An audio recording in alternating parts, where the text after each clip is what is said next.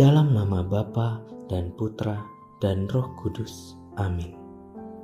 Ya Allah yang penuh belas kasih, Engkau menghendaki agar kami saling mengasihi sebagaimana Engkau sendiri telah mengasihi kami melalui Yesus Kristus Putramu yang rela mengorbankan dirinya demi keselamatan kami. Bantulah kami agar kami selalu merenungkan apa yang benar. Semoga kami sanggup melaksanakan apa yang sesuai dengan kehendak-Mu, baik dengan perkataan maupun dengan perbuatan. Demi Yesus Kristus Putramu, Tuhan dan pengantara kami, yang hidup dan berkuasa, kini dan sepanjang masa. Amin.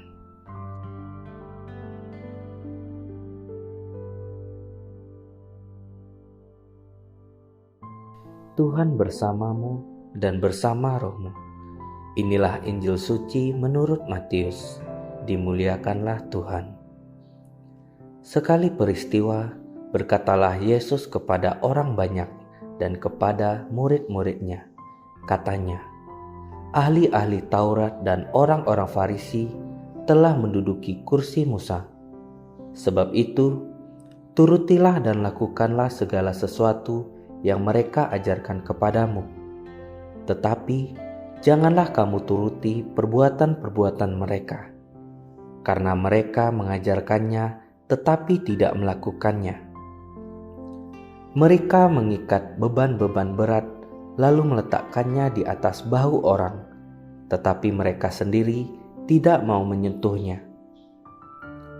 Semua pekerjaan yang mereka lakukan hanya dimaksud supaya dilihat orang.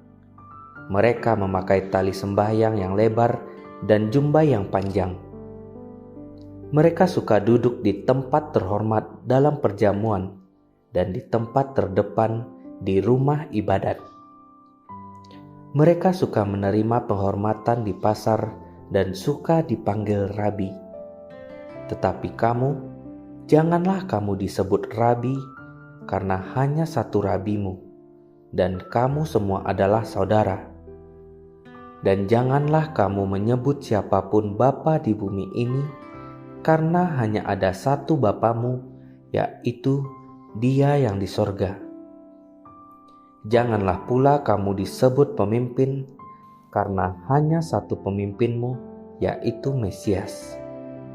Barang siapa terbesar di antara kamu, hendaklah ia menjadi pelayanmu, dan barang siapa meninggikan diri, ia akan direndahkan, dan barang siapa merendahkan diri, ia akan ditinggikan.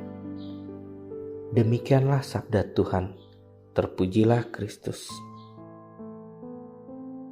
Saudara-saudari terkasih dalam Kristus, pernahkah kita merasa seperti hidup berada di titik paling rendah?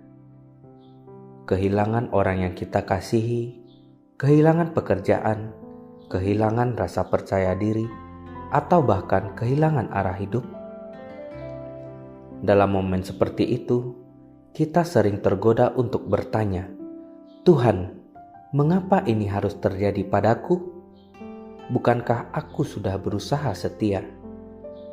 Kita tahu saat berada dalam situasi itu, ada dua pilihan yang bisa kita ambil. Kita bisa menjadi pahit hati, menyalahkan keadaan dan orang lain, atau kita memilih tetap setia, rendah hati, dan percaya bahwa Tuhan sedang mengatur sesuatu yang lebih indah dari yang kita bayangkan. Bacaan kitab suci hari ini memberikan kepada kita dua gambaran yang sangat berbeda. Yang pertama adalah kisah Rut, seorang perempuan asing yang sederhana dan rendah hati. Yang kedua adalah peringatan Yesus kepada orang-orang Farisi dan ahli Taurat yang terjebak dalam kesombongan rohani. Dari keduanya kita belajar bahwa kerendahan hati bukan hanya sebuah sikap indah, tetapi kunci untuk menerima berkat Tuhan. Bacaan pertama dari kitab Rut adalah sebuah kisah yang penuh kehangatan. Rut adalah seorang janda muda dari Moab. Setelah suaminya meninggal, ia bisa saja kembali berkeluarga dan membangun hidup baru di negerinya sendiri. Setelah suaminya meninggal, ia bisa saja kembali ke keluarganya dan membangun hidup baru di negerinya sendiri. Namun ia memilih jalan yang berbeda. Ia setia kepada mertuanya, Naomi, dan memutuskan untuk ikut ke tanah Yehuda. Pilihan inilah yang bukan pilihan mudah. Di tanah baru itu, Rut adalah orang asing, tidak punya keluarga, tidak punya harta, dan tidak punya masa depan yang jelas. Namun, di tengah semua keterbatasan itu, Rut tidak mengeluh. Ia tidak membiarkan dirinya tenggelam dalam rasa kasihan pada diri sendiri. Ia memilih bekerja keras. Ia memungut jelai yang tercecer di ladang karena ia orang miskin yang tidak punya tanah.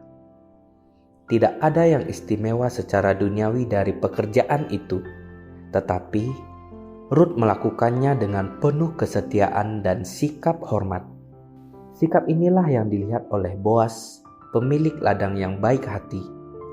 Boas mendengar bagaimana Rut merawat Naomi, bagaimana ia meninggalkan tanah kelahirannya untuk ikut mertuanya, dan bagaimana ia bekerja tanpa mengeluh. Dari sana, Boas memberikan perlindungan, makanan, dan akhirnya mengambil Rut sebagai istrinya. Berkat ini bukan sekedar kebahagiaan pribadi. Dari pernikahan mereka, lahirlah Obed yang menjadi kakek Raja Daud. Dan dari keturunan Daud lahirlah Yesus Kristus, Sang Penyelamat dunia. Perhatikan saudara-saudari, Rut tidak pernah mengejar kehormatan, tidak pernah menuntut haknya, dan tidak pernah mengatur strategi untuk mendapatkan posisi atau keuntungan. Ia hanya memilih untuk rendah hati, setia, dan melakukan yang baik. Tetapi justru dari sikap itulah Allah mengangkatnya tinggi dan memakainya dalam rencana keselamatan yang besar. Sementara itu, Injil hari ini memberikan kontras yang tajam. Yesus menegur ahli-ahli Taurat dan orang Farisi yang suka mencari kehormatan.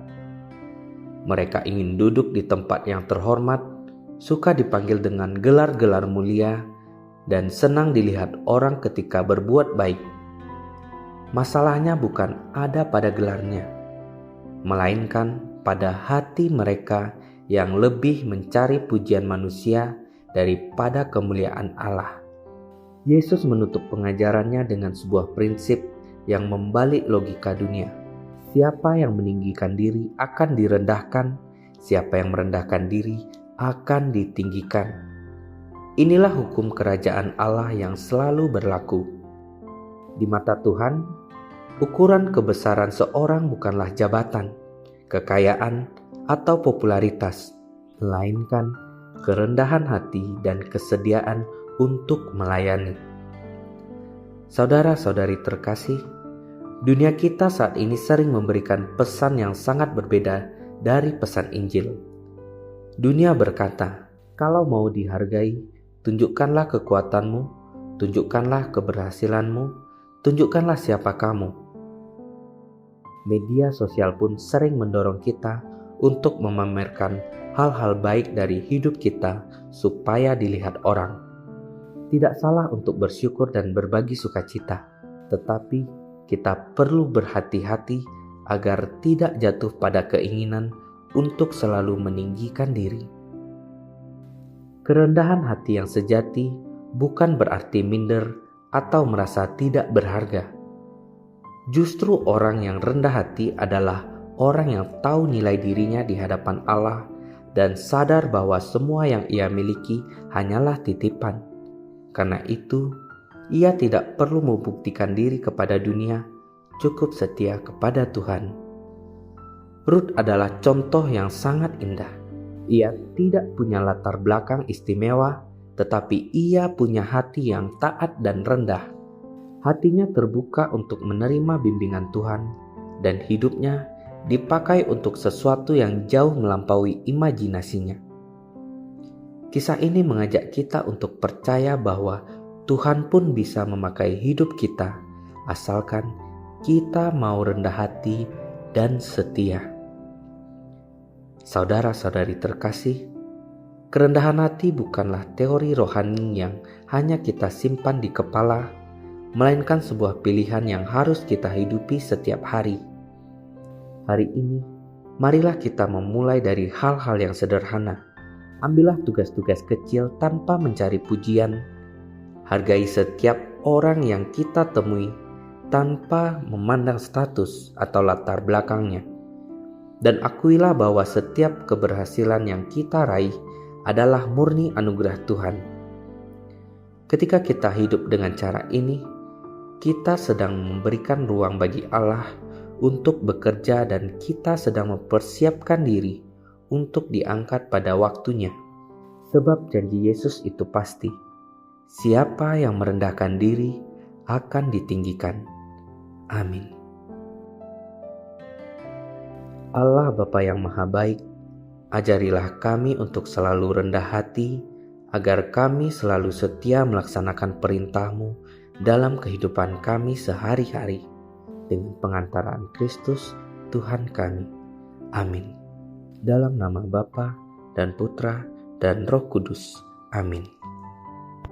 Allah Bapa kami, penuntun kehidupan, Engkau telah menuntun Abraham menuju tanah terjanji.